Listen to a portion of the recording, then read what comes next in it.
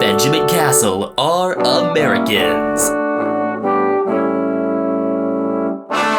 Watching the footy. Liam Ryan saying, kick it my way, I want to jump over the pack, and here he comes! Ryan! This is Buddy Franklin! This is the greatest showman! Got the handball off to Myers. Myers looking for the lead of Stengel. Gee, they're good. Gee, they're sharp. Razzle dazzle Rioli. Oh, who else? McDonald! No, around the body. Jazz up! He's off from inside the centre square. Boys kick the goal. Boys kick the goal from inside the centre. Fuck! I can't believe it.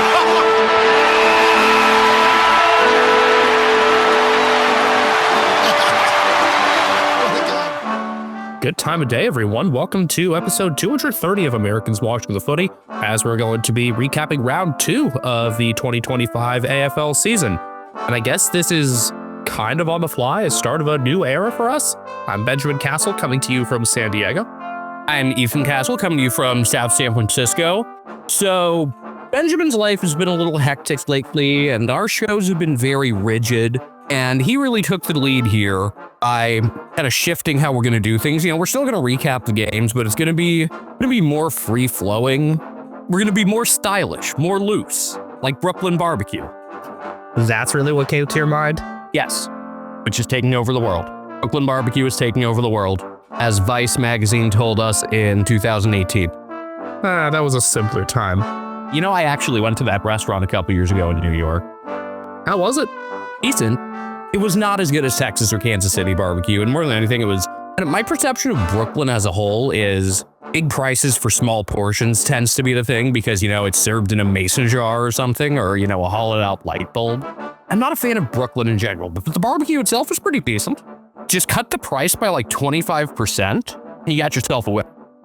So we're going to kick things off by addressing the question that's been on everybody's mind.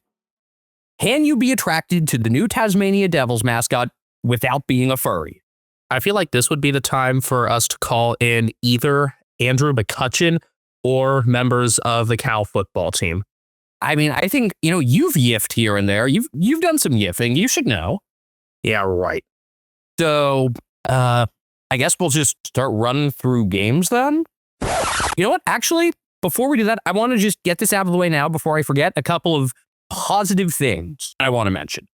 You know, there's a lot of negative criticism about broadcasters, really about a couple of broadcasters in particular. There were a couple of things I noticed on broadcasts this week that I really liked. Number one, Ruby Slicer was on the boundary for the Collingwood Bulldogs game Friday night. And even though she plays for the Collingwood AFLW team, there was like no sign of bias. She did a really good job. And I just wanted to shout that out. I also wanted to commend Adam Papalia for not using like all the same cliches that people who do far more Swans games like to do. Like, he didn't once mention how much Tom Papley loves a celebration. You know, he might get like 2 Swans games a year, whereas these people are doing, 8 to 10, can't lay off the cliches. You know, he's seeing them way less, and he's still able to lay off it. So that was really refreshing as well. So those are 2 good things. Meanwhile, you had Brisbane and West Coast get the nightmare rotation of Kelly Underwood and Dermot Brereton on the same call. I did notice once they called Sam Day Will. That was right after Will McLaughlin had his debut goal. I had an interesting experience watching that game, but that was Sunday in Australia, Saturday night for us. Yeah, whereas the round started, on Thursday, Carlton 8-12-60, defeated by Hawthorn 12-8-80. Less of a hilarious outcome. Carlton led by 5 at half, trailed by 5 after 3, and then got outscored 19-4 in the 4th. But in some ways, I felt some similarities to the ugly side of things that Carlton showed last week, where basically, where's your supporting cast of guys besides Patrick Cripps, Cripps was great. George Hewitt was really good. Tom DeConing was excellent. Sam Walsh, he had 8 turnovers, though. But outside of those 3, it was pedestrian at best. I guess Adam Chara was all right, but it's like, it reminds me kind of the Angels, the Anaheim Angels, except first off, Carlton's won a final more recently than the Angels have won a playoff game by about 15 years. Second, Carlton knows what area they represent and aren't constantly changing their name. Third, their games are allowed to, actually have some energy to them. Angels games sound like a movie theater. But it was like, when the Angels had Mike Trout and Shohei Ohtani, it's like, you did the hard part. You got the two amazing players. Now just get like some supporting players that aren't garbage. It's like, you have Cripps. You have Jacob Wiedering, one of the best defenders in the sport. You have Tom DeConing, who's blossomed into one of the best versatile ruckmen who can play just about anywhere. Why aren't there more like just okay players like Matthew Cottrell? Cottrell was one of the highlights for me, honestly, looking back at Carlton's performance with his goal for 20 disposals, 11 contested, a bit more of a contest merchant than I had kind of expected from you. Expect more of the run from him, along with guys like Ollie Hollins. I'm not going to fault Cottrell for anything in this game. The depth is just not on the level that it should be for a contending team. Meanwhile, you have Hawthorn with that in spades and then some. Yes, obviously, you'll have the top guys of Jai Newcomb and Will Day with the support of Connor Nash there in the middle, that group. But they had 7 players with at least 20 disposals ranging over the whole field, and they played in some different ways too. Yes, Josh Battle is one of the big offseason acquisitions. What's a battle? No, I didn't expect him to be a lot more active with the ball and going up on the wing. He was actually listed as a winger to start the game and ended up playing a decent amount of time there. That's a sort of versatility that I wasn't exactly expecting. We're talking about Josh Ward, not that disposal count is everything, but he had 24 of them plus a goal and 7 tackles. This is a guy who wasn't in to start the year. How about Josh Weddle, who had just a couple of really slick plays as the backup ruck? Weddle is one that honestly frustrates me because he could do a lot of things right. He reads the oval really well. He's just an unreliable kick for goal. He's got everything except that one last piece that can turn him and Hawthorn into just absolute nightmares, even though they're already trending in that direction. It almost feels wrong for him to be wearing number 23 with the way he kicks for goal. There were a couple of hitouts in the second quarter where he used the opposing ruckman for, to knock the ball off of him and then it deflects to one of his midfielders, stuff like that. It was just made some really nice, smart plays. And I don't see that with Carlton. And so for Carlton, it's one of 3 things. It's Michael Voss. Well, I think he might be getting more of the criticism than he should. I think some of it's list management. Some of it might just be they're getting guys and not developing them. Or it could be that they're not even, just they have the guys and they're not selecting the right ones. There's a lot of different factors here beyond just obvious pointing at Michael Voss. Also, Charlie Curnow, first game back, he looked like he could have used a week in the twos. He got totally shut down. Also, only got you see it much less often in the AFL that you have top guys rehabbing in the twos. Honestly, the only time that I can remember it happening was Nat Fife. Maybe this is more of a sign that it needs to happen more often. You think about baseball, for example, with guys getting rehab assignments at either AAA or if they're on a decent road trip, whichever affiliate is closest, even if it's low A. Yeah. San Francisco Giants players getting rehab assignments with San Jose back before they had Sacramento as their AAA team. The Yankees would send Derek Jeter on a rehab to the Trenton Thunder. Oh, I missed a Carlos Rodon rehab outing in Somerset, New Jersey by a day. I guess officially Bridgewater Township. I saw Mike Trout play in a single A game in 108-degree weather in San Bernardino, or 42 degrees for those of you that use communist temperature. Good old Inland Empire 66ers. But yeah, maybe that's something that should happen more in footy, akin to how it's done in minor league baseball. You don't even see it in hockey, actually. It's pretty much exclusively a baseball thing. I will also say Harry Mackay being laid out did not help. Dropping Cooper Lord to the sub didn't make sense. Taking him out a week earlier also didn't make sense. And then, they brought in Lewis Young for Mackay and ended up sliding. Who was it that ended up kind of playing more forward instead? Brody Kemp at first, and then it really ended up being Jack Sovani to take on the more physical and actually marking role. That wasn't bad. Yeah, that wasn't the issue. I will also say, other guys who have just been decent second-tier players for them, Zach Williams, he hasn't done anything actively bad. You need more players that are capable of doing that instead of guys that really don't belong out there. I mean, one of the biggest differences between best and worst teams isn't just having the top players. It's just who has the most players that are deserving of getting an AFL game. To stick with the baseball comp, it's like, it's not just about your 26-man opening day roster. It's about your 40-man roster. It's like, cool, you have a great top 5 starting rotation. What's going to happen when 3 of them have shoulder injuries and 1 has an elbow injury? It's about building depth. Oh, are you talking about the Yankees or the Rays? And talking about every team. Those are the 2 that have really borne the brunt of it as we head into this baseball season. But what's been interesting is we've seen a couple games to start this year where clearance success hasn't really mattered because it's been undone by a lack of efficiency afterward. Carlton were plus 11 on stoppage clearances and plus 12 overall, but they were also 9.5% less efficient overall in their disposals. When I'm looking at individual players, and not just looking at disposal totals, I'm looking at what percentage of their disposals were efficient and what percentage were contested. So if someone wanted to make an America's Brownlow predictor, those are the things that you would look at. Oh, by the way, speaking of, the Brownlow predictor on the AFL website? Go on. They predict Cripps to get 3 votes from round 1. Bruh. You're joking, yes? I wish I was joking. Yeah, they predicted Cripps 3, Tim Taranto 2, and Nankervis 1. No Jack Ross. And then for this game, they predicted none for Cripps, 3 for Newcomb, 2 for Josh Battle, and then 1 for DeConing. Again, I liked how Battle played outside of the role that you'd expect. I'm just not sure if I would put him in my top 3. He was fine, just Newcomb and Day were better. I really liked as the game went on how Day started to impact things like on different spots on the oval. He did some work along the wing. He did some work in the middle. He was kind of everywhere. And I think maybe he has been a template for some other teams to try and flex some of their midfielders around the oval as well. I'm thinking about it in sort of a Caleb Sarong-like way. Hawthorn 3-0, and they've got the Giants coming up in Launceston. Big Saturday night affair. Tasmania night game, but an early season one. Weather actually looks quite nice. But later in the year, you might recall, on June 13th, they're hosting a Friday nighter as midwinter approaches.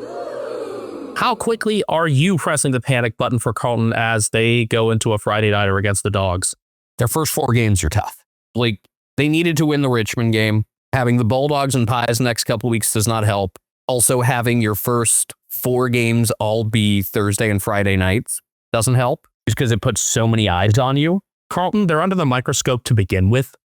We'll talk after Good Friday.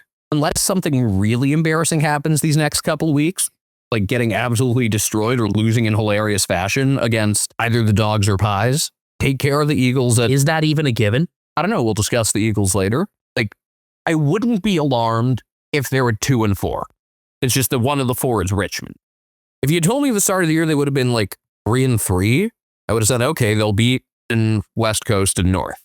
And I would be like unimpressed, but wouldn't panic. But the more I look at it, the less friendly this schedule is. And then it does soften up later, but not the friendliest at the moment. Also nice to see Chankwath Jaff back on the oval and get a full game in. And there was much rejoicing. I think actually Jaff being back in is part of what allowed Battle to be a bit more flexible. He was having some accurate low kicks out of the back, starting attacks and releasing pressure. And whereas we'd seen Jaff be a bit more of the mover in the past, maybe with his persistent soft tissue concerns, they want to give someone else a bit more of that downfield and running license. Friday night saw the first "are you fucking kidding me" umpires game of the year. And yet still the right team won in my eyes. Western Bulldogs 10-10-70, defeated by Collingwood 10-16-76. Collingwood got more than, as you Australians would say, the rub of the green. I thought they also played the much better team game as a whole. I'm not sure if you agree with that, Ethan. Multiple things can be true. 1, the free kick count wasn't a real story.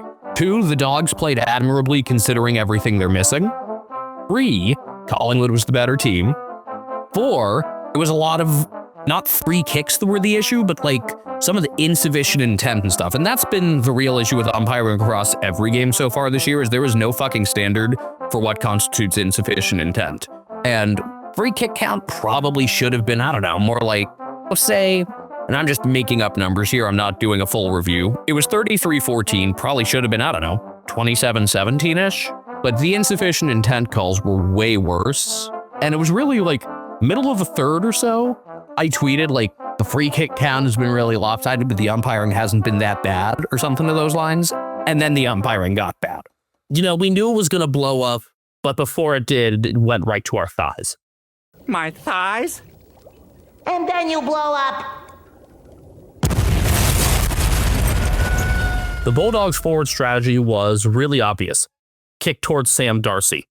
That worked a decent amount early on. Then a couple later misses and some unforced errors on some other parts of the oval meant that wasn't as reliable. Collingwood, as I said, ran out the game better. Their experience definitely showed in terms of their build-ups and some of their fitness as well. You do realize what the Bulldogs were missing in this game. Again, still no Bontempelli. Treloar's going to be out for even longer than we thought now because he had a setback with his calf.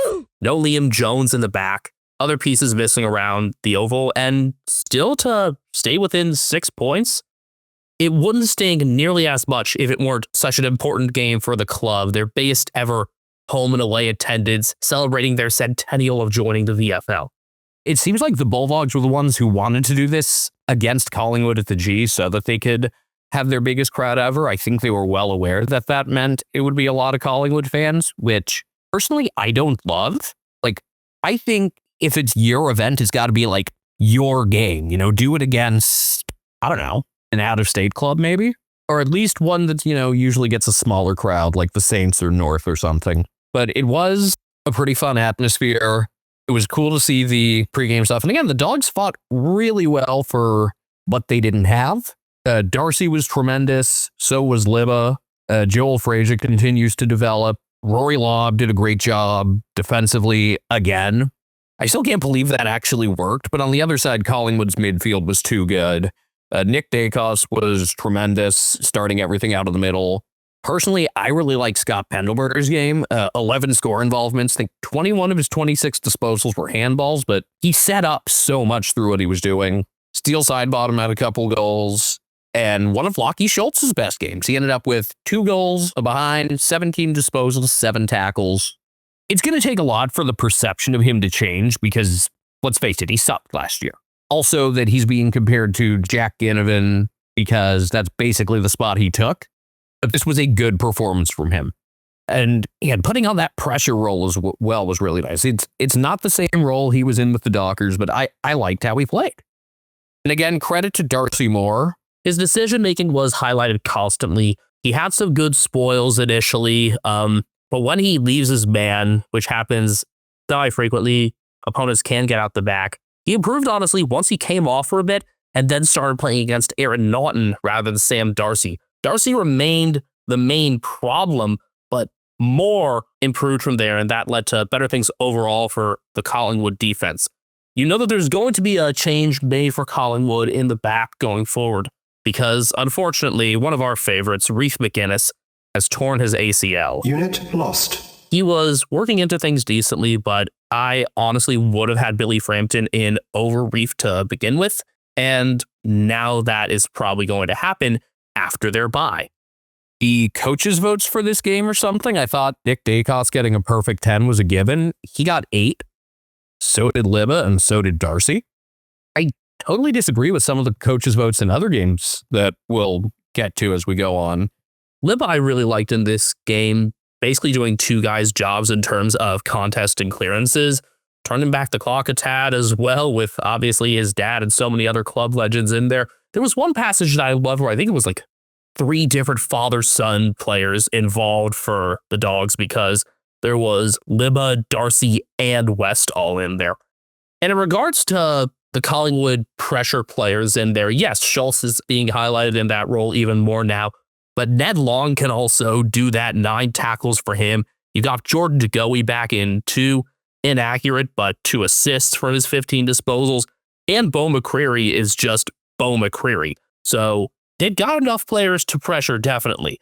Still not completely enthused by the depth beyond the first few, but they've got time to iron things out before they play Carlton on Thursday night in round 4. I love the way Ned Long has played so far this year, by the way. Can't believe that he was made the sub twice already. Obviously, he came in very quickly with Reef going out. Who do you make the sub going forward, though? I mean, it's worked for him. But you've got some guys to bring back in as well.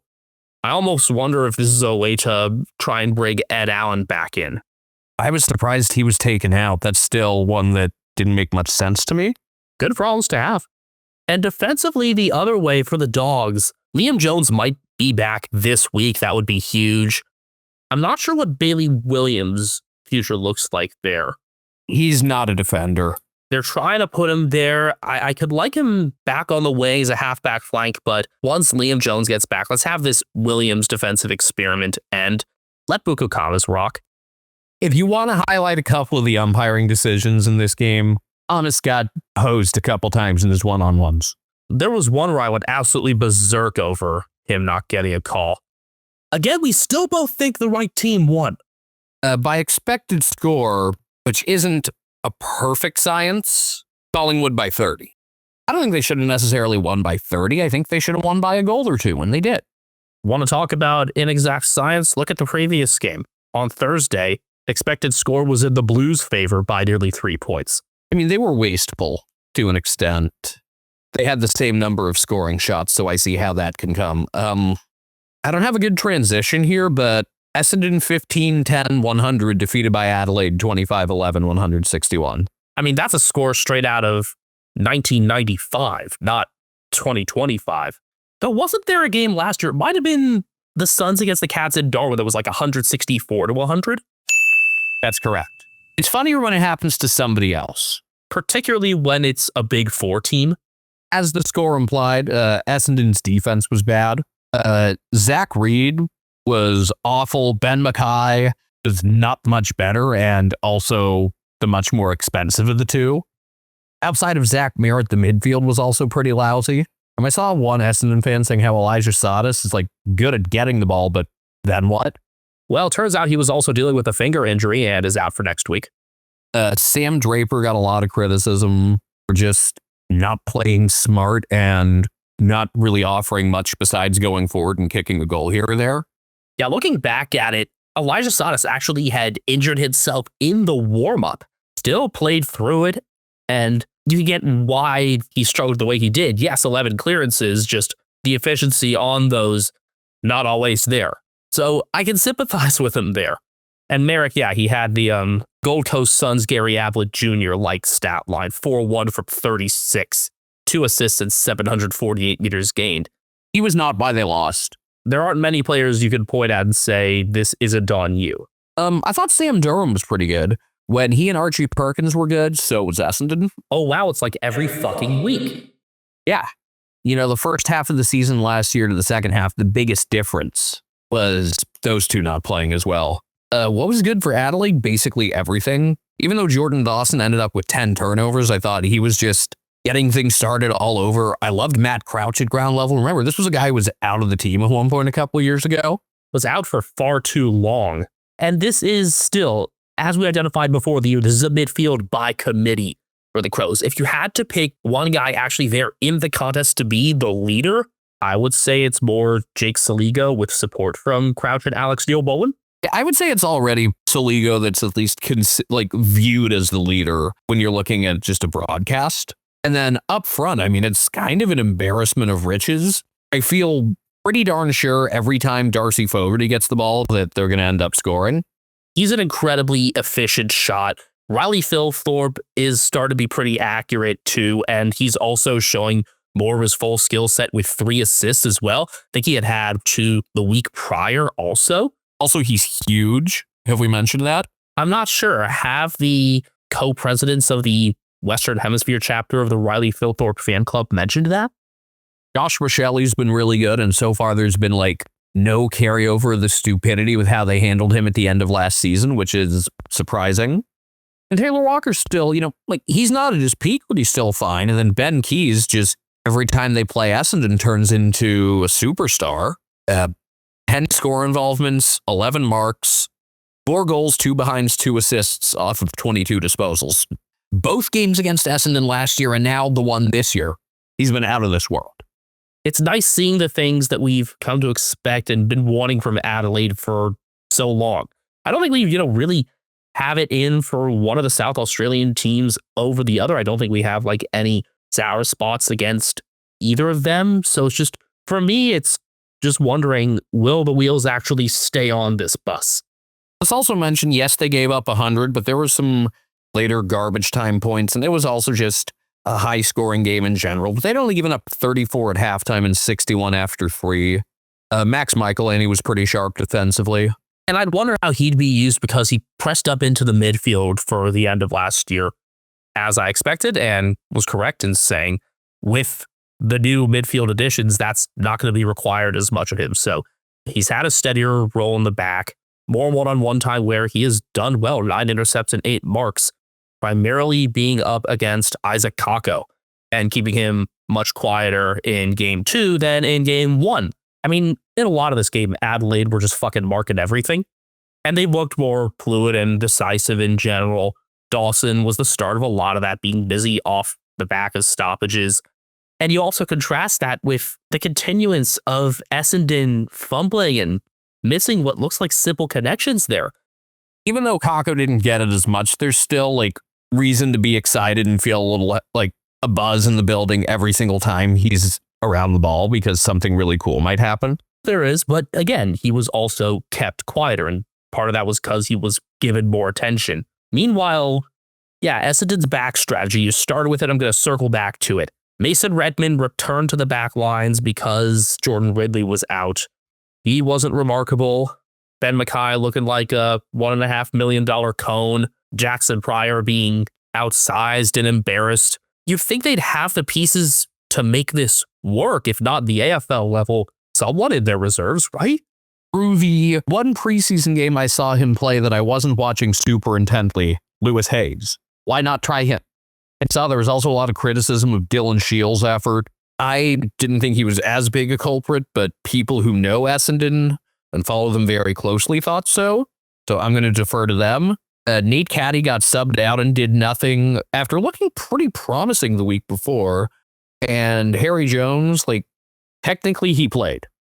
I don't feel solid about either 50 for Essendon. And this was a game with less solid play from Jai Caldwell, who's usually been Merritt's conspirator there in the middle. So solutions need to come quickly. Where's the edge? Why are we not edging? You think you know me. But don't worry, Brad Scott's already been extended. Port Adelaide 21-14-140 defeated Richmond 9-14-68. This makes the Carlton loss to Richmond 10 times funnier. Connor Rosie was really good. Richmond was overmatched just about everywhere. Travis Boak, including preseason games, the most games ever played for Port, passing Russell Ebert, so that's pretty cool. He didn't get a goal, though. Who is it who, like, somebody should have given him one and didn't? And I can't remember. It might have been Mitch Georgiadis with his 4th with like 6 minutes left. It might have been, yeah. That was the last Port goal. Yeah, this was a doubling up, 140-68. So that makes it even funnier. Richmond made plenty of errors and Port punished them. Despite Richmond managing to keep on a decent amount of pressure, Port was dominant from stoppage. The depth there was clear. In the first quarter alone, it was 4-0 from stoppage for the Power. And it wasn't really Jason Horne-Francis doing that. It was Connor Rosie, Willem Drew, and the third guy in was honestly Ollie Wines. Sorry, I feel like Ethan, you might have like kind of written him off a couple times last year, but still a lot to give there from the guy with the Minecraft head. Jace Burgoyne was terrific. 2 goals, 32 disposals, 11 score involvements, 8 marks, 7 intercepts, and was mostly on the outside, but was kind of everywhere. And Willie Rioli, 3 goals off 17 disposals. Rioli was a fascinating one because he played way more in the middle than I'd ever seen him before. I don't think he even had a center bounce attendance for Port before this game. And then he was in there a ton. Really high work rate. I'm not sure if they were just willing to experiment because it was against a lesser opponent, but he got his in multiple areas of the ground. All the forward 2/3 really. So that was fabulous to watch. And then Sam Powell-Pepper bowling through people as needed. 3, 2, and 3 goal assists. 10 score involvements. I just kept thinking to myself, he makes me think of some sort of American football player somehow, just with the way he embraces contact and plays through it.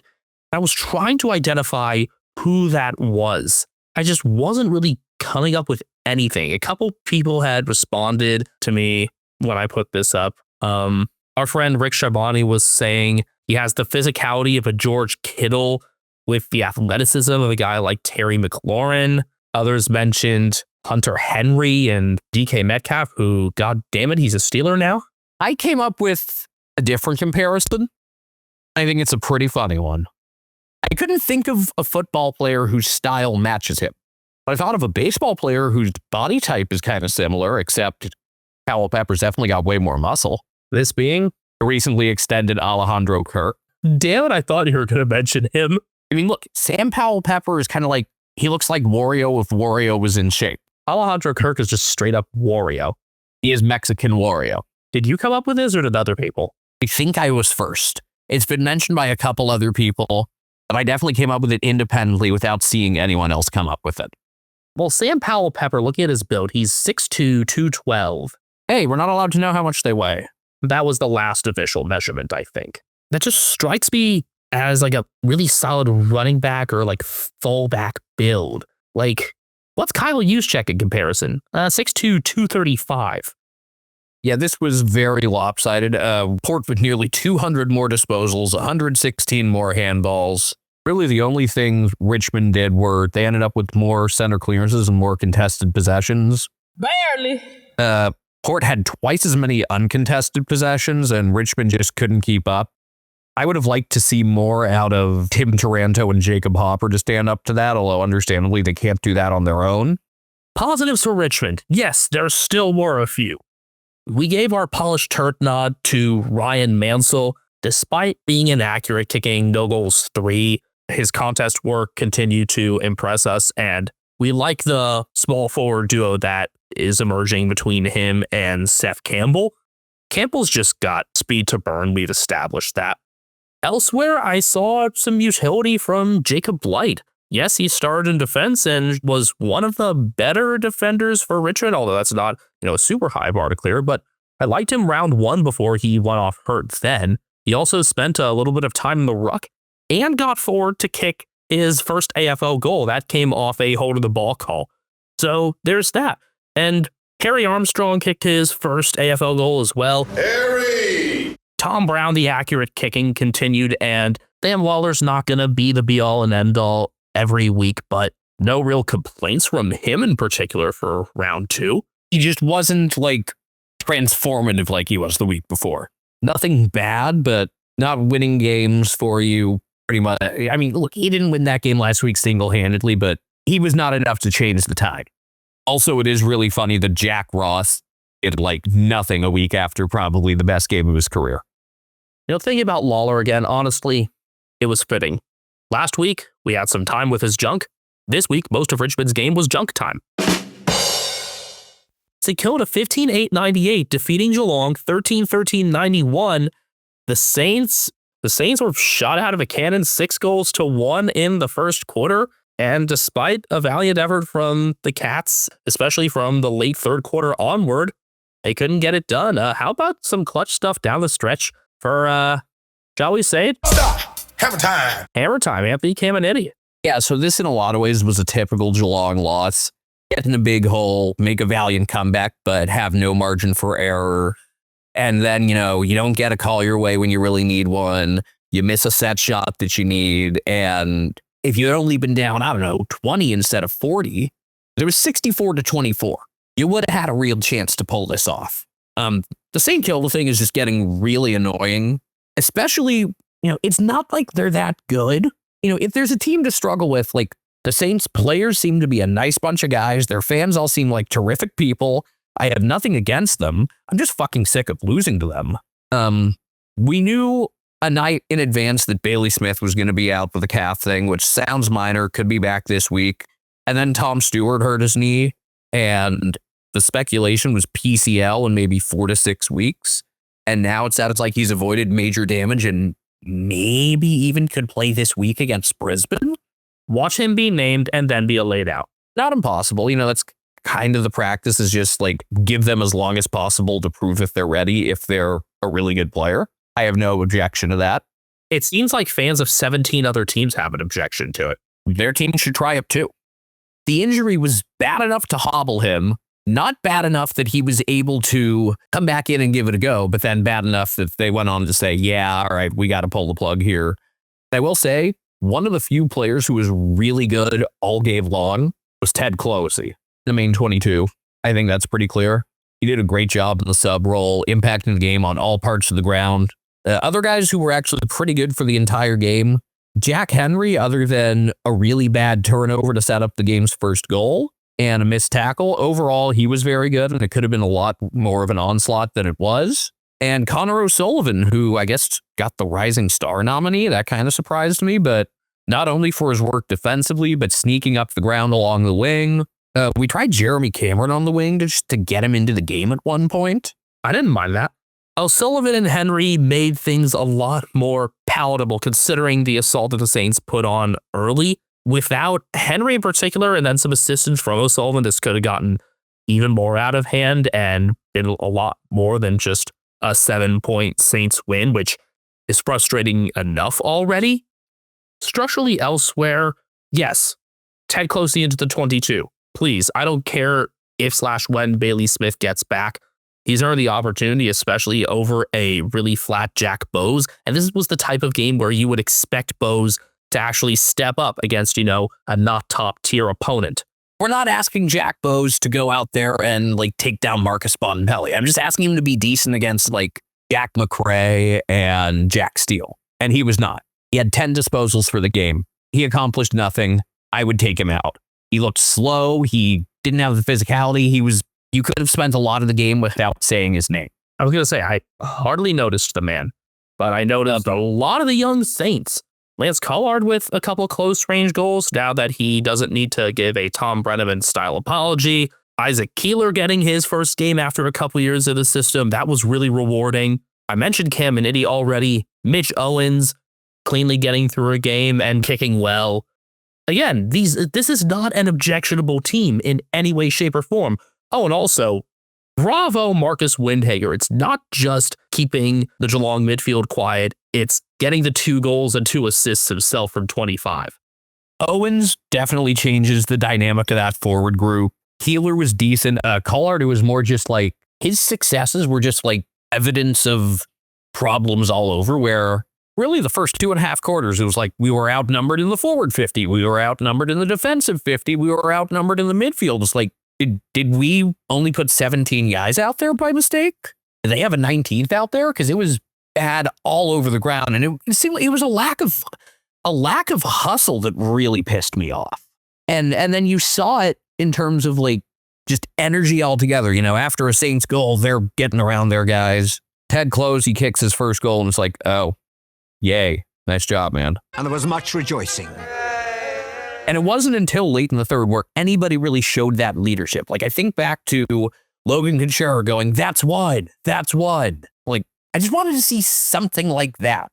And we didn't. I'm not going to make Logan Couture comparisons anymore. Fuck that guy. Why? Absolutely vanished. I don't know the full extent of his injury situation, but in that moment. No, I'm gonna keep going with this because there's an opposite case here of a guy who's clearly not going to be playing, but has been sticking with the team and providing off-ice leadership, and that's Gabriel Landeskog. What Landeskog has done in the multiple years that he's missed just makes me wonder what the hell the Sharks are even asking of Couture, and if it is something that's completely debilitating, or if he's just given up.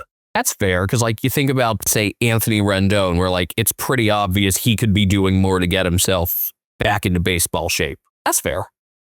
By the way, I will alert all of you to the Anthony Rendon theft tracker website, showing how much he has stolen from the Angels over the course of his contract, particularly in terms of the games he has missed. But yeah, the Collard goals were indicative of a problem. The 2 guys who I thought were the best for the Saints that somehow got no recognition in coaches' votes, Zach Jones, who was a monster in the first half, and it was just he was waiting behind ruck contests for balls to leak out, and nobody ever adjusted to that. This is not something that should take like a 20-minute halftime to figure out. This is something that like a runner should be able to tell someone in 2 seconds, or a player on the oval should be able to see and tell after a goal. So that really pissed me off. And then credit to Mason Wood for just playing a phenomenal game up and down the oval. 2 goals in the behind, 26 disposals and 10 marks. He was not just creating offensively, he was kind of everywhere. Wood? But this also isn't the first time we've seen this from Mason Wood. He's popped up for huge games, going from the wing to the forward 50, and just has been a guy to complete the Saints lineup a lot. And honestly, it just makes me wish he were on more of a contending team. I mean, they could make finals. You don't consider them a real flag contender, though. This is a type of player that, to me, even at age 31, could complete a flag contenders list. And instead, he had some opportunities wasted at North and has now been languishing on the Saints. Jack McRae, I don't think he was as good as he was the week earlier when he was a clear polished turd, but I thought he was still quite good. He had big numbers. Kind of had like some soft kick entries. Well-weighted stuff. And then Isaiah Wanganeen Miller was decent. Jack Sinclair was just, he did a lot of little things that don't show up on the stat sheet that were pretty important. He kind of always in the area when something was happening. And he did also get a couple goals for himself, too. But yeah, it wasn't until late in the third quarters the Cats really woke up and ended up playing the sort of games that they were capable of. Like, on one hand, you could say, all right, no Bailey Smith, no Tanner Bruin. There's just like, no wonder you're going to look like you're missing a really good midfielder. You are missing one, but that's kind of been an issue with the last 3 seasons, really, is like, it always feels like there were midfielders short. But this game, there were issues elsewhere on the Oval, too, that were so frustrating. I will say, you know, you're throwing out a young, inexperienced team, and there were positives, but like O'Sullivan, Clohessy, Jai Clark overcoming a bad start to play pretty well. There were a lot of guys who almost had Jimmy Neutron games. Have I made the Jimmy Neutron comparison before? No, I don't think you have. So basically, what's the plot of every Jimmy Neutron episode? Jimmy does something stupid and then ends up saving the day. That's almost what happened here, where you had guys like Dangerfield and Dempsey and Clark who were very poor in the first half, but then nearly saved the day. I think the only time that we had mentioned Jimmy Neutron on the show before this was in a talk about how Australians pronounce the last name McGrath, kind of like how Mrs. Fowl might going, McGrath? Yeah. Oh, speaking of, Andrew McGrath was really bad in Essendon's game. I forgot if I mentioned that, but he's had 2 very poor weeks to start the year. Mark Blitzovs looked really slow and old for the first half and then got his shit together. Yeah, Ollie Dempsey was another. Pretty much everyone got their shit together down the stretch except Jack Bowes, who was just terrible throughout. They played a smarter second half, like realizing, hey, Shannon Neal and Ollie Henry are winning their 1v1s with Anthony Caminiti, and then give Caminiti credit. He adjusted and made some plays late after they had exploited him. So I give the Cats credit for doing that and isolating it, and I give Caminiti credit for responding after kind of getting his ass kicked for a bunch of the game. This was really the first game where I was impressed with him defensively. Yeah, I still don't love that fit, but I guess, you know, if you're down Dougal Howard, might as well. And now that Mitch Owens is back. Yeah, Owens is such a game changer up there. Other than that, O'Sheen Mullen, kind of quiet. I think he just needs more football experience, and I think that's got to come in the 2s. Maybe you make him the sub next week and drop Bowes, or maybe you just drop them both. Yeah, good luck next week. It's just frustrating knowing how tough this stretch of schedule is through the first, 6-7 weeks. That they can't pick up what was expected to be an easier win. And now, undermanned in all likelihood, they'll be going to the Gabba. There is a potential piece of good news, though, that isn't related to lists. Oh? It's going to be pissing rain. It looks like the heavier rain is going to be early in the day, based off of what I saw the other day. But last year when that happened, Tyson Stengel was the only one who could figure it out. The other thing, it felt like at times, just with the forward entries, they were missing that extra spark that Sean Manna would have provided, and he played in the 2s the next day. So him getting back in should also open some things up. But maybe don't go down by 40. You know, Benjamin, 78% of our listeners are between 18 and 35 years old, so they probably want to start a podcast like we did. How did you know that number, Ethan? thanks to the analytics we have for Spotify for Podcasters. Formerly known as Anchor, sorry Frio fans, Spotify for Podcasters has tools that allow you to record and edit your podcast from your phone or your computer. No fancy software needed.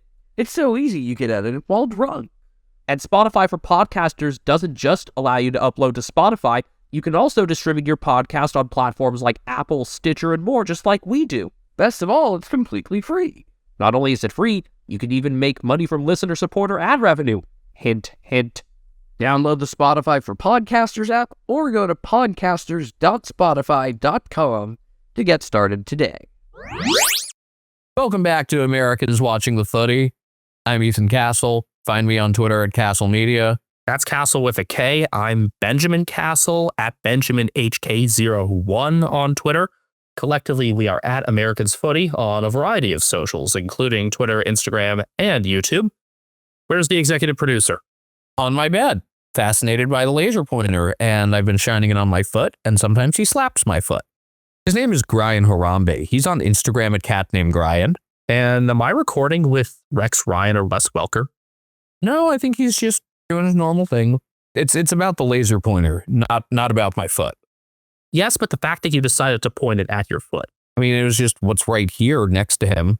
I forgot to mention a couple of things earlier that I just wanted to throw in now. First off, Friday night's game was, through Watch AFL, was only on like Fox Soccer Plus. FS2 was showing NRL, and I would like to congratulate Reece Walsh for getting through an entire game without being the victim of some sort of grotesque injury. And also for being the focus of a new and inferior montage. We've only seen it after NRL games, so maybe there will be a different one for AFL. I'm going to say 5% chance of that. If so, it's a Nick Dacos montage, yeah. I don't know. The biggest issue is just the music is nowhere near as good. It's just like this metal guitar riff thing. And it's just a bunch of random NRL highlights, not focusing on one team. Really, the part that I saw, with like the final couple minutes of it was like all Reece Walsh. Look, the prior one was, I think, the 2013 Sydney Roosters? Yes. Okay, you have 4 years of Penrith Premiership highlights to go off. I missed the old one, though. Give me a Penrith 4-peat montage with the old music. Also, the IPL season is underway. I saw some of the opening ceremony, and it was even weirder than I could have hoped for. At one point, Shah Rukh Khan did a dance from some movie he was in with Virat Kohli and Rinku Singh, and it was fantastic. And I would love to see, I don't think this will happen, but instead of cricket kind of doing this, it's basically a touring circuit, with some of the top leagues. And I would love if it took a structure more like soccer, where you had leagues that played out over 6 to 8 months with some international breaks and things like that. And, for example, the IPL would be primarily Indian players with a few overseas. The Big Bash League would be primarily Australian players with a few overseas. And instead, guys just kind of rotate through them. I think, I would love if the IPL was just, I know some people aren't happy with the Indian Cricket Board, but the IPL is awesome. And I would love if this was just the league. I don't think we're going to earn any fans from that whatsoever. You know what makes the IPL awesome most of all is just that it's fucking hilarious, whether it be Indian things or, the Seat Tires strategic timeout. Just everything about it is funny to me. And it's good cricket. But most of all, it's just funny. And they've got the money behind it, too, to make it fun and funny. It's not even about the money, Spider-Man. It's just having basically a hype man host for the coin toss and stuff. You have that in other leagues, too, but I think it's really because the IPL does it. Brisbane Lions 14-10-94 defeating the West Coast Eagles 11-9-75 for the second year in a row.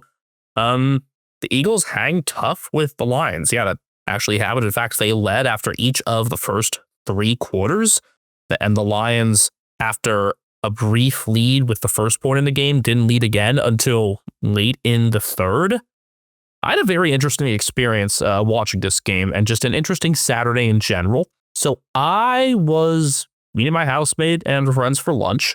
I was lightheaded, had some water, thought I could get up to use the restroom. I clearly could not. I passed the fuck out and was taken to the hospital. Yes, you need a "the" in there. It's not just hospital, it's the hospital.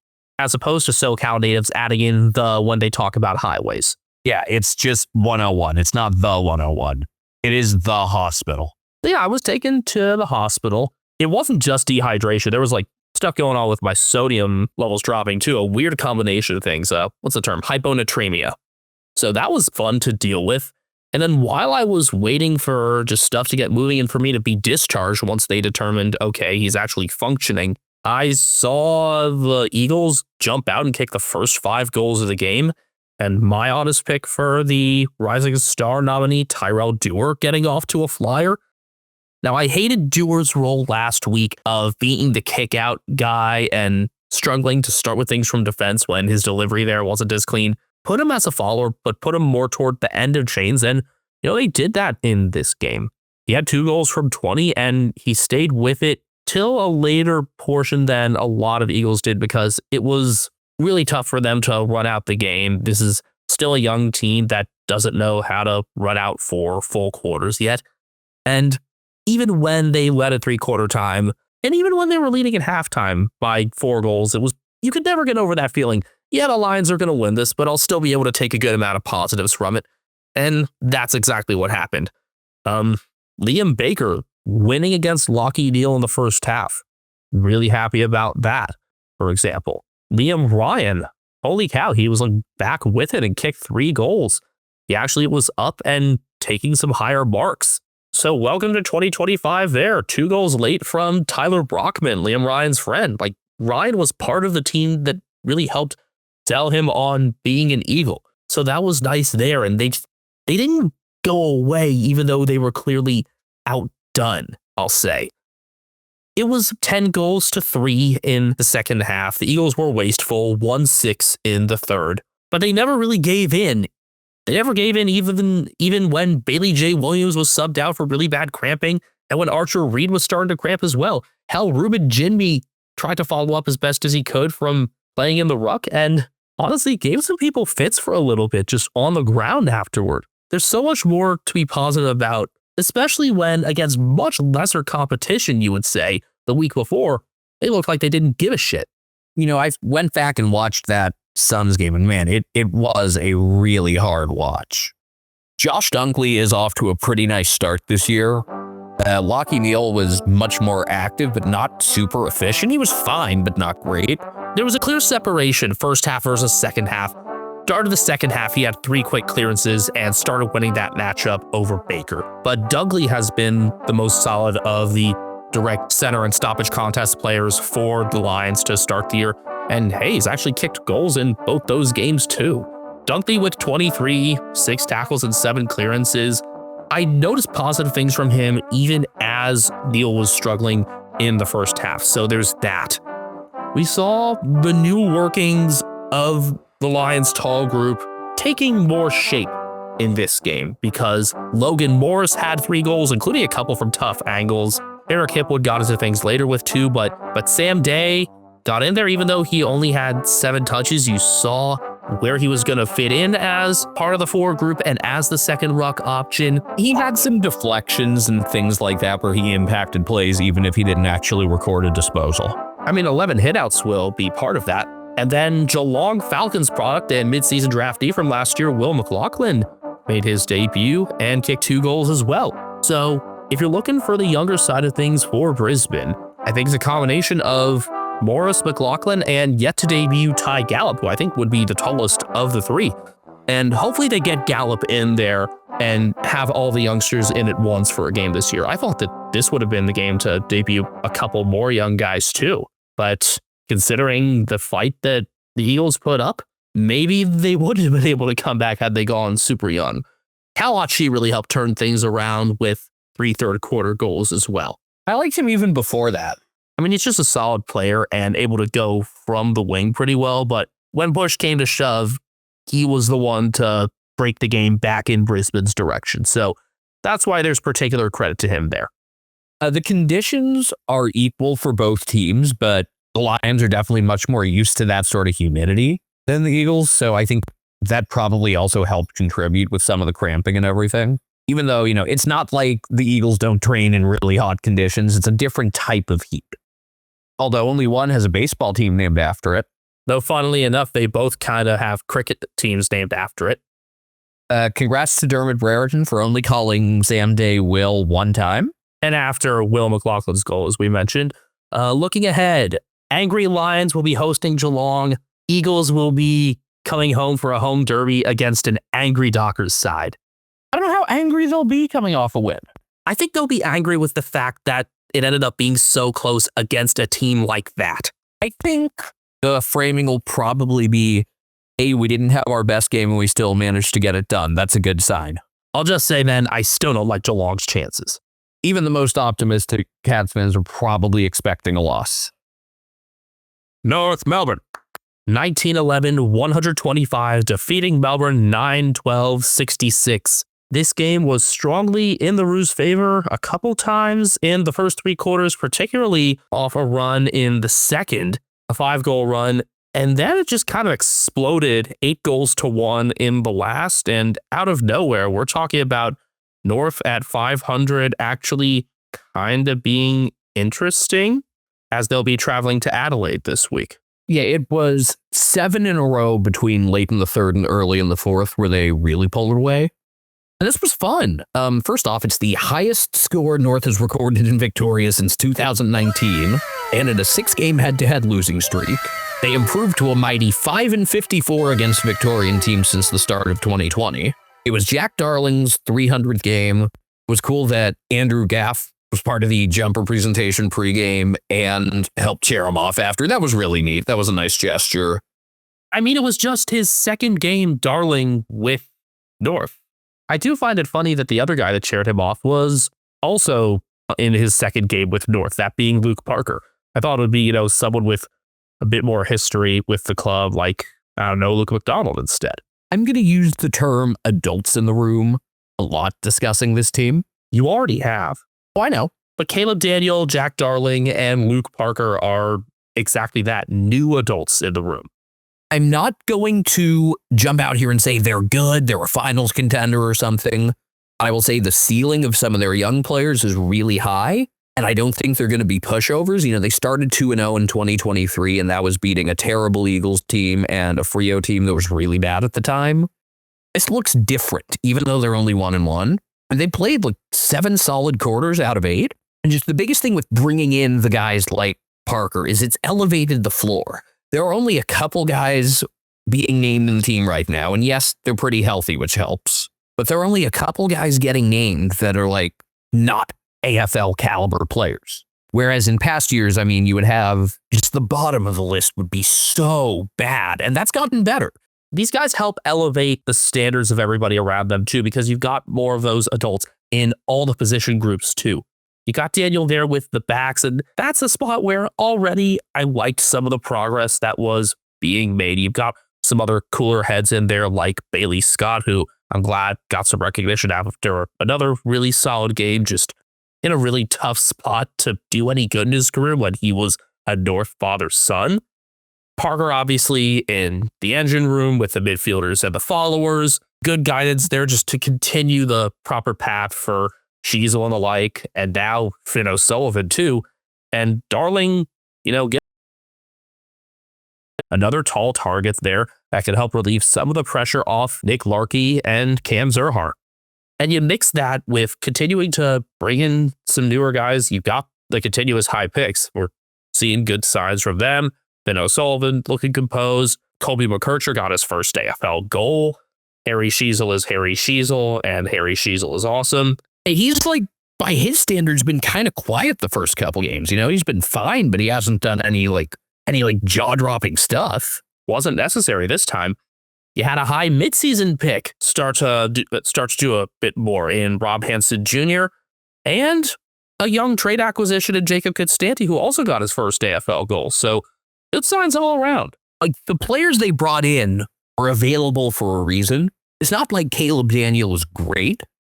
Even though he was mostly taking kick-ins, he had 9 turnovers to lead all players, and that's with 5 contested possessions and 22 uncontested. So it's not like he's great, but again, it's better than what they had, and it opens up stuff for other guys. Instead of having like O'Sullivan or McKercher take kick-ins, It allows them to play elsewhere. McKercher got more involved in the middle. I really liked his game. O'Sullivan didn't have huge numbers. He was more impactful in the loss to the Dogs, but out of his 12 disposals, there were at least 3 or 4 that just really impressed me. And this might have been the best game of Tom Powell's career. 31 disposals, 8 clearances, a goal, 2 assists. And he did so much from stoppages that it allowed Luke Davies-Uniacke to play elsewhere. And that made a huge impact as well. You also had a composed game from Cam Zurhar. He actually kicked goals. And Paul Curtis, with one of his best games, super high energy out of him, ended up with 3 goals, 2 behinds from 22 disposals, also had an assist, 4 tackles, and it felt like more, I think, because a couple times he got guys holding the ball. This was fun. These 2 games are like the most fun I've had watching North Melbourne since they came into the league, not counting just like watching Geelong beat up on them. This is, again, I'm not going to go and say they're good. I'm going to need to see more to say that. I don't know if they're winning more than like 8 games. God, it's such a step forward, and they might have a couple stinkers, but even the loss last week, outside of a dud of a first quarter, it's been entertaining. And also Charlie Comben, who was bad last week and had no hands in the first half this week, remembered he had hands in the second half, and then Melbourne just kept targeting him and didn't ever really adjust. And Melbourne has this thing, where they just bomb it in, and they fell in love with that again. It's strange. Comben was being talked up at halftime. I didn't understand why. Then all of a sudden, whatever curse he had against him or whatever parasite was stopping him from marking suddenly transferred itself to Harrison Petty instead. Comben found his hands and Harrison Petty lost his. And before that, I'd said complimentary things about Petty started the year in the back, so that's a shame there. But about Curtis, I mean, it was almost 4 goals, 1 for him, but a score review and a double bird said otherwise. That was one of the best moments of the weekend, the double bird. It can't top the one-armed Port Adelaide guy from last year, but it was pretty good. And the fact that we're willing to actually show that on Australian TV just reminds us why Australian networks are better than American networks. But also, Curtis, they were saying, had spent the time in the offseason really studying the likes of Toby Green and a couple other, attacking small forwards who were also able to contribute more in the midfield ranks. And that started to show with Curtis. This was, I think, his fullest game as an AFL player. And just like the forward pressure was really good.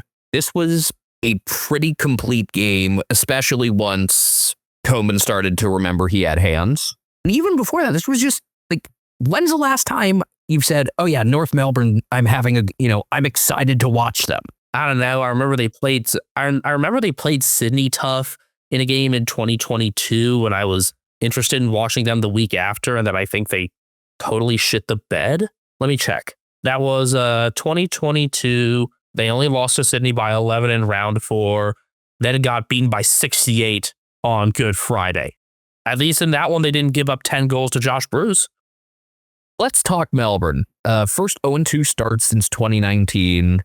They were not completely devoid of positives. Tom Sparrow in the middle is working. Keep that up. I was surprised that it was him being able to do that rather than Trent Rivers, especially when we'd seen good things from Rivers in, practice matches and thinking back to the end of last year. I would still like for them to get Rivers more involved in the middle.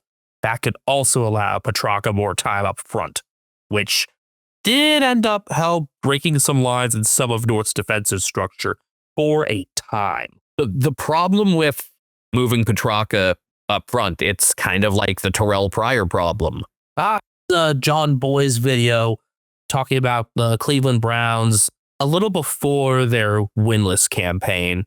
Basically, you only have one queen on the chessboard.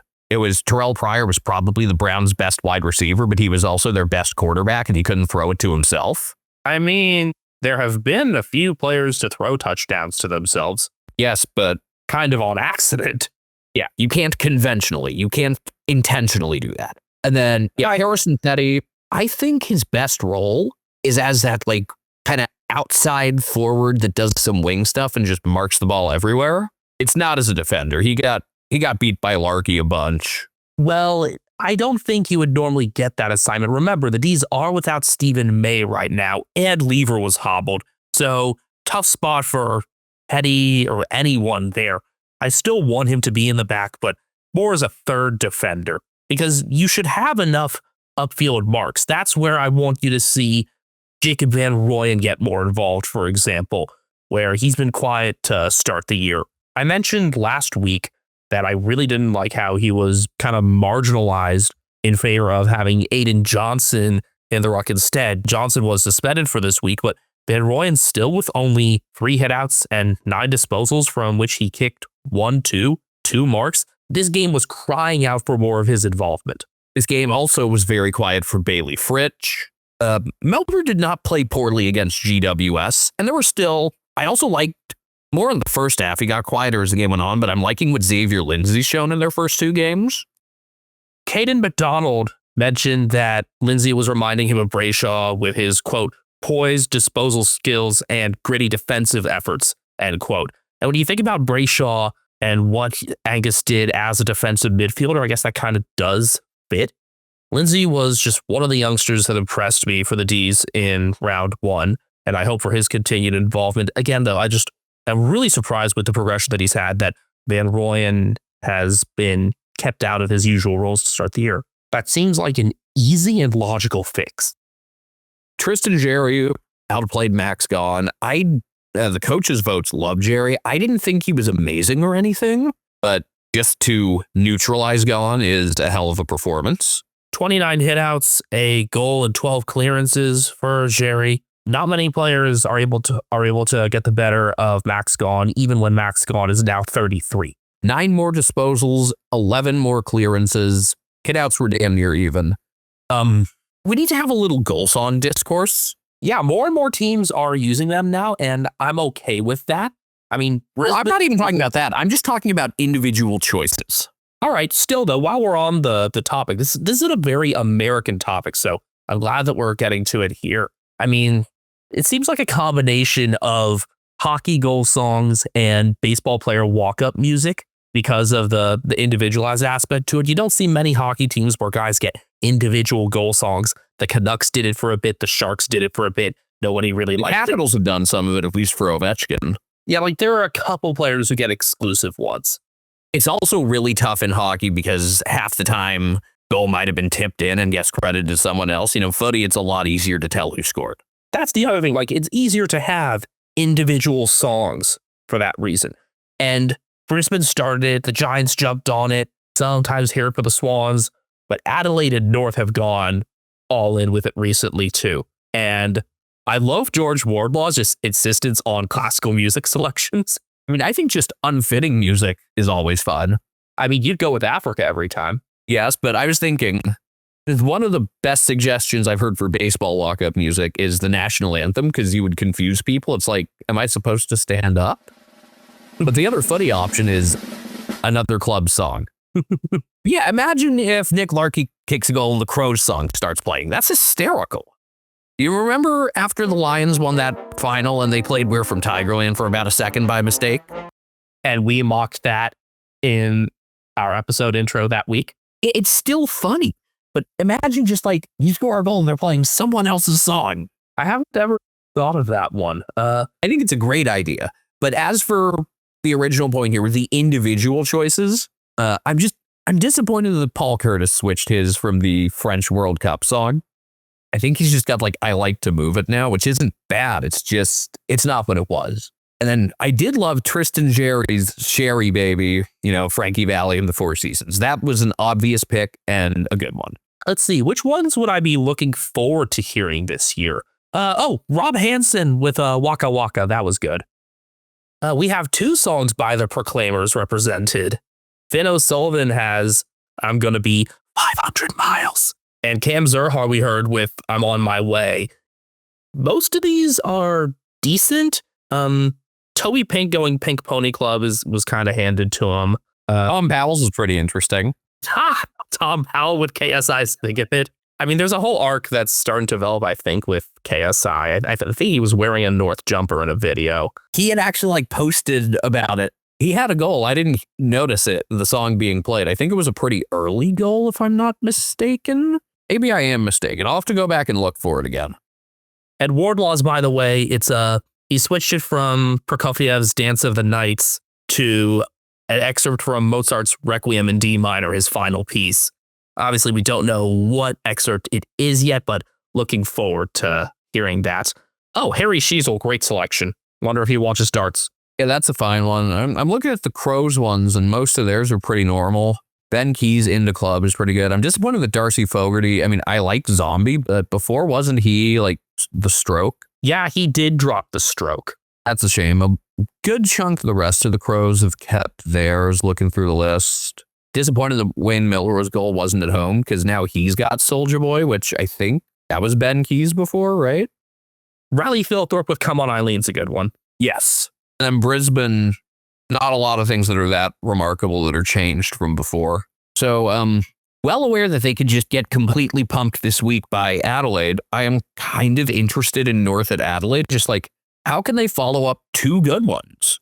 Also, can North get their first ever win at Adelaide Oval? I just think as a whole, like, this team are no longer pushovers that you expect to beat by 80.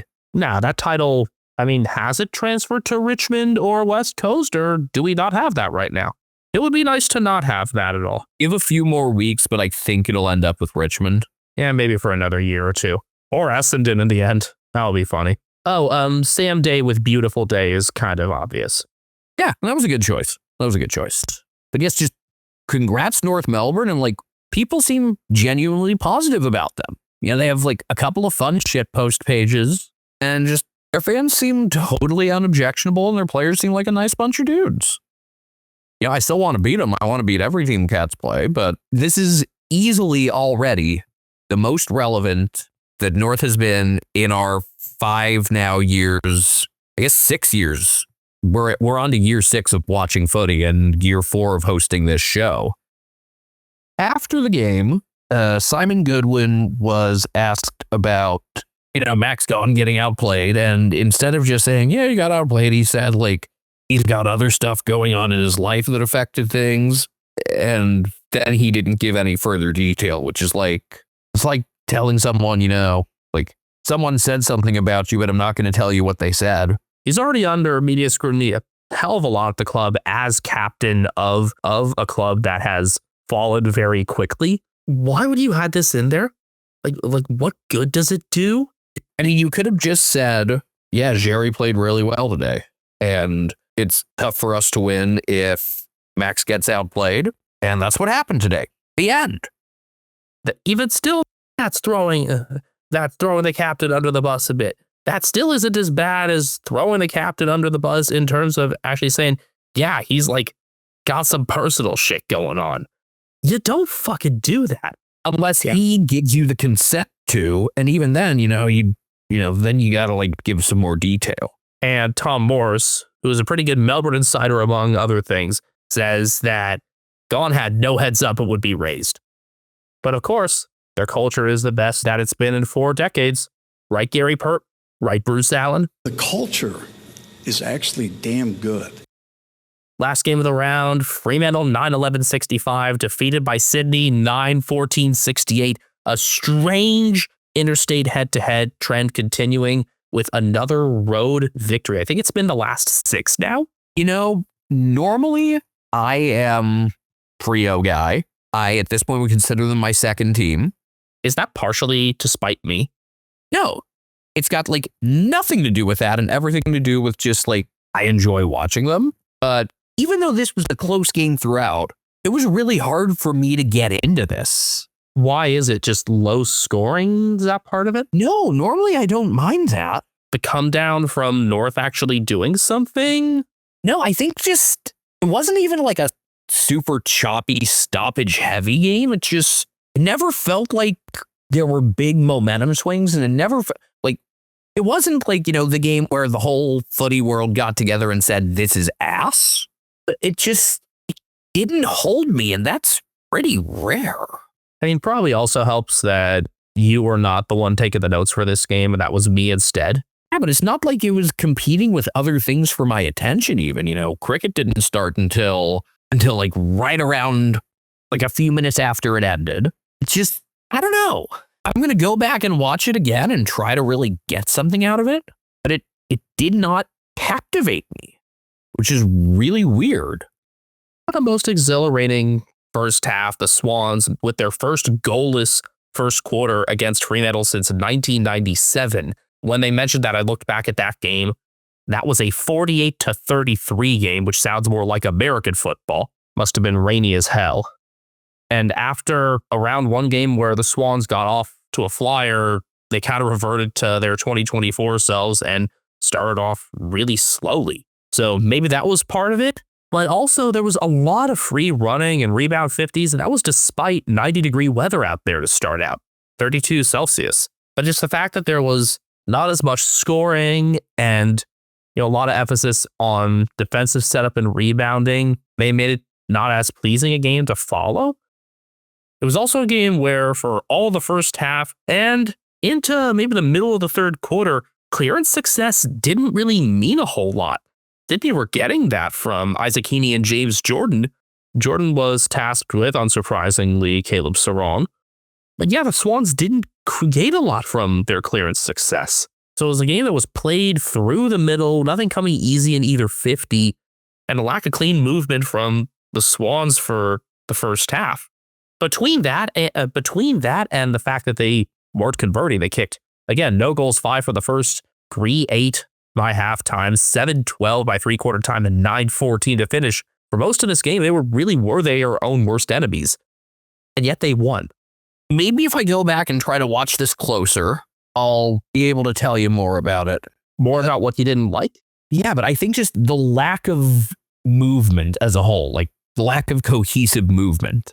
It just felt like a game that was kind of not fully stuck in the mud, but just like a low event game in terms of, not that high scoring equals good automatically. It just felt like not a lot happened. Let's see. I'm going to look at the team stats and see if I can take anything out of, pretty regular number of inside 50s. Efficiency inside 50 was pretty low. There weren't all that many stoppages and clearances in general, and there were a fair amount of turnovers. So that's interesting. I think if I had to isolate one thing, I would say the ratio of turnovers to stoppages was very high. And again, that explains the free-flowing nature of the rebounds, the game being played a lot between the arcs, because neither team was able to stop those rebounds a lot. Normally you get a lot of turnovers right off of stoppages, and instead there were just turnovers. I think there were a fair amount of unforced turnovers. Definitely more engaged in the second half than I was in the first, I'll say that.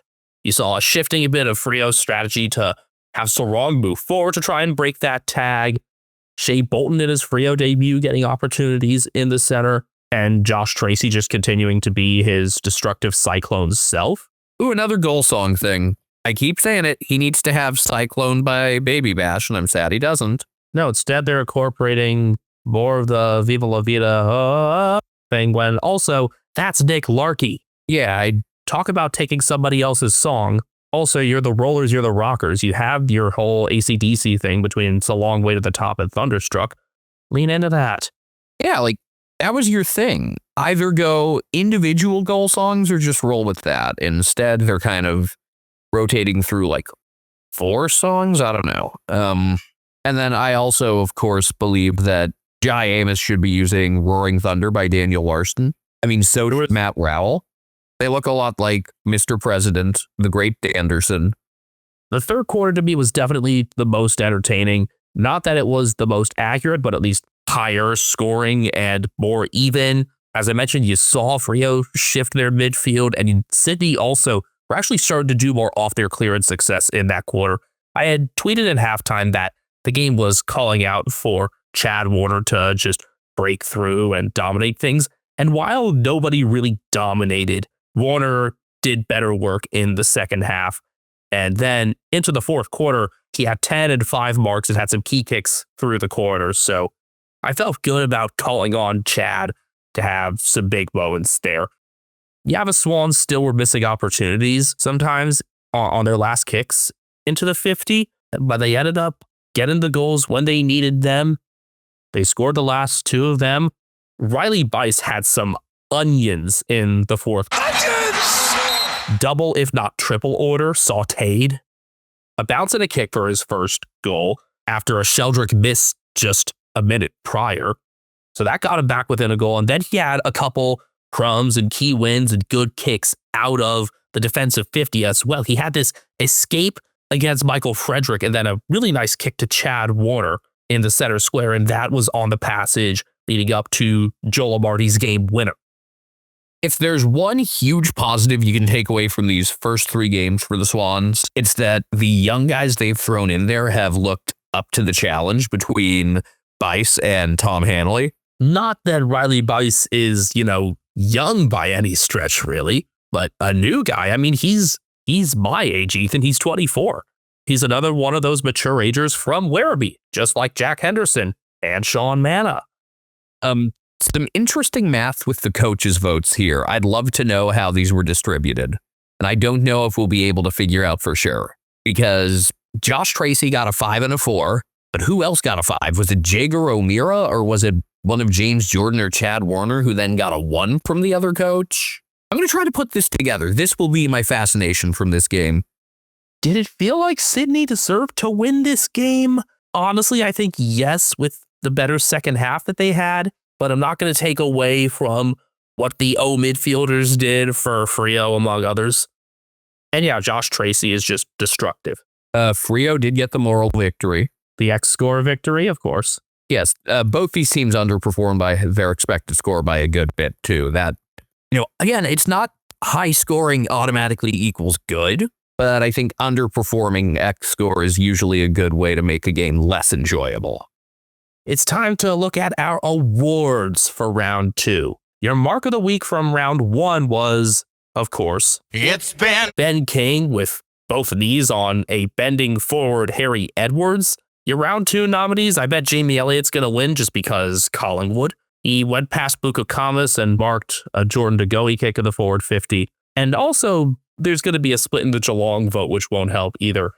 Ollie Henry had some elevation, getting off of Zach Jones's back to mark a kick from Tom Stewart, and Rising Star nominee Connor O'Sullivan took one over Zach Guthrie's back. That was an intercept mark. I think we can put aside our differences and unite as a fan base, just like we were able to unite to get Brisbane to host their flag ceremony this past week instead of this coming week. And which mark would you unite around? Connor O'Sullivan. The cleaner take, more of the hang there over Zach Guthrie. There's something nice about a kind of a propelling mark like Ollie Henry's, but he didn't get enough height, I think. Goal of the week, your round 1 winner was Brian Myers, edging out a pretty nice one from Ben Long. It was Geelong's first goal of the season, and so far, even though there were some other high points in that game, that's the peak of the season through 2 rounds. Your round 2 nominees, you got Joel Frazier stealing a steel side bottom fumble. He bounced and scored on the run from 52. You have Isaac Rankin receiving a Jake Saligo handball on the right boundary, bouncing, outrunning Andrew McGrath, and kicking from 50. And then you have Sam Powell-Pepper receiving a Joe Richards handball in the right pocket. He had a fadeaway kick from a really tough angle.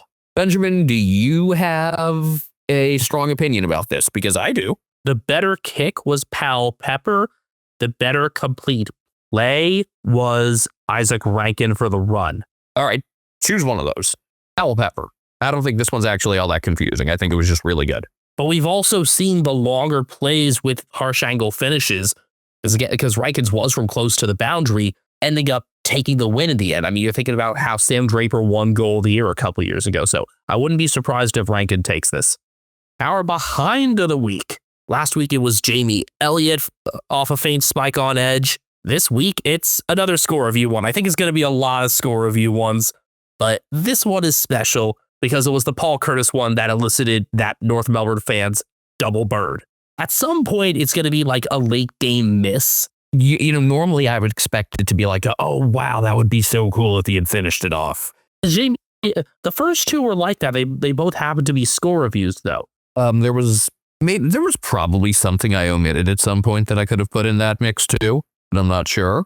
What I can tell you is that the assist of the week was Ed Richards seeing Latham Vandermeer open way downfield and hitting him on the money.